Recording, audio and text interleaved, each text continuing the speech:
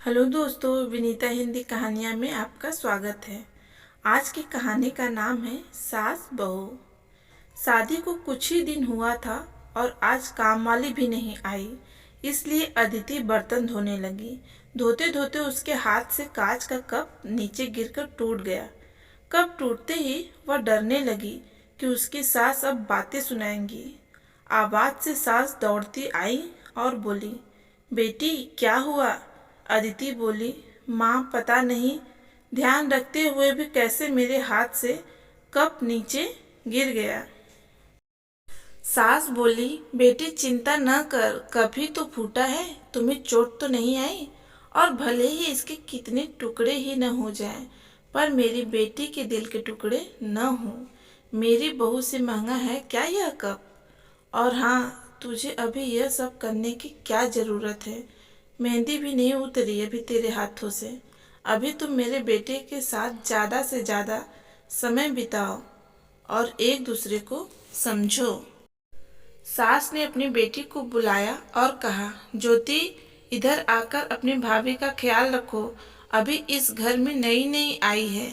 ज्योति ने कहा, हाँ माँ। सास फिर बहू से बोली, शुरू में तुम मुझे अपनी माँ ही समझना, मुझे भी तुम्हारा दिल जीतना है, सास बनकर नहीं, माँ बनकर।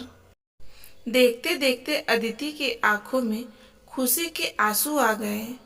छलछला गई उसकी आंखें और सास के पैरों में गिरकर बोली, मैंने एक माँ छोड़ी तो दूसरी नई माँ पाई, बल्कि आप मेरी माँ से भी ज्यादा ममता मेरे लिए रखती हो।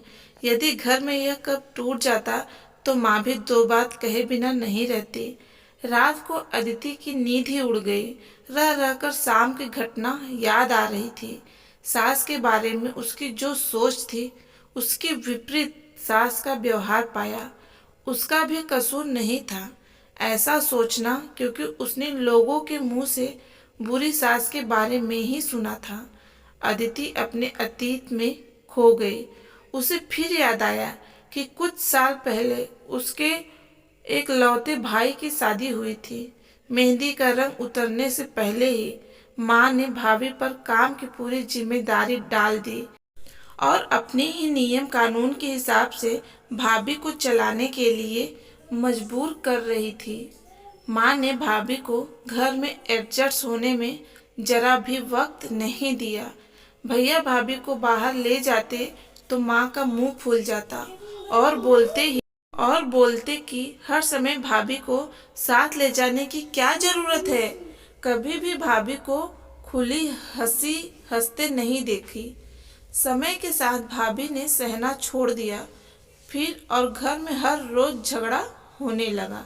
एक दिन भाभी के हाथ से कांच का गिलास नीचे गिरकर टूट गया। माँ चिल्लाने लगी कि कितनी कीमती गिलास तोड़ दिया। किसी न किसी बात पर वह भाभी पर चिल्लाती। भाभी भी गुस्से से बोल देती थी कि माँ मैं तो बैठ ही खाती हूँ, आप तो खड़ी खड़ी खाती हैं। जब से आई हूँ तब से रोज दो चार जली कटी सुना दो, तब तक आपको चैन ही नहीं मिलेगा। कभी मेरे माँ को तो कभी मेरे बाप को, हमेशा मेरी मायके वालों की कोसती रहती हो। ऐसे ही माँ और भाभी एक दूसरे के साथ बहस करती रहती थी। अदिति ने घर के अलावा और भी कई जगह पर सास बहू के झगड़े सुनते सुनते वह डर गई थी, इसलिए शादी से कतराने लगी। मगर माँ बाप के कारण उसे शादी करनी पड़ी और अनजान भय को लेकर ससुराल आ गई। पर आज की घटना से उसकी सोच बदल गई कि सब सास और बहू एक जैसी नहीं होती। नींद न आने की वजह से उसने सोचा कि चलो थोड़ी देर माँ से बात कर लूं। माँ ने इतनी रात को उसे फोन करते देख कहा, बेटी सब कुछ ठीक है ना? कहीं तुम्हारे पति से या सास से झगड़ा तो नहीं हो गया? अदिति बोली, नहीं माँ, ऐसा कुछ नहीं है। मालूम है माँ, आज मेरे हाथ से कांच का गिलास नीचे गिर गया, तभी सास आ गई।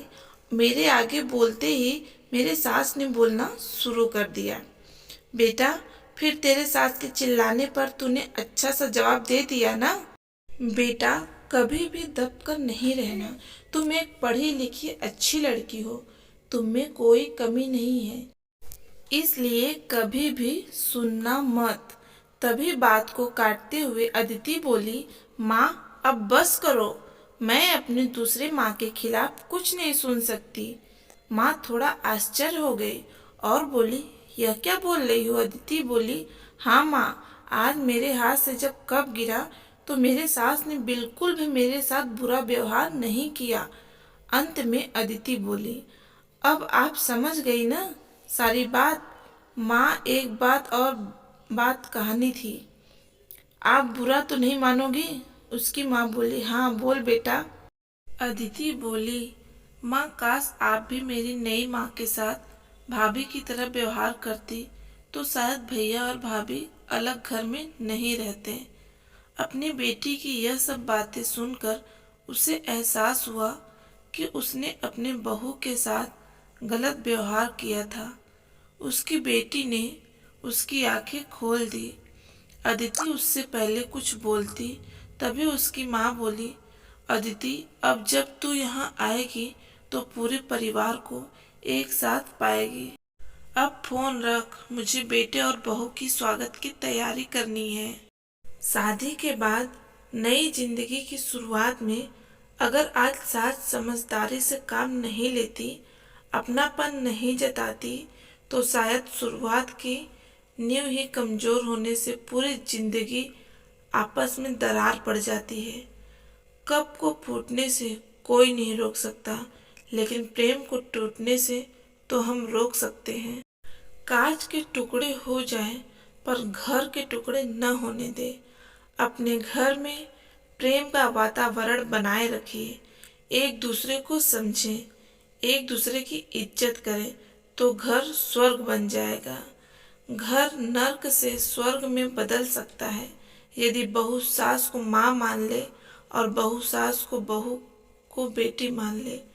दृष्टि बदलने से सृष्टि बदल जाएगी।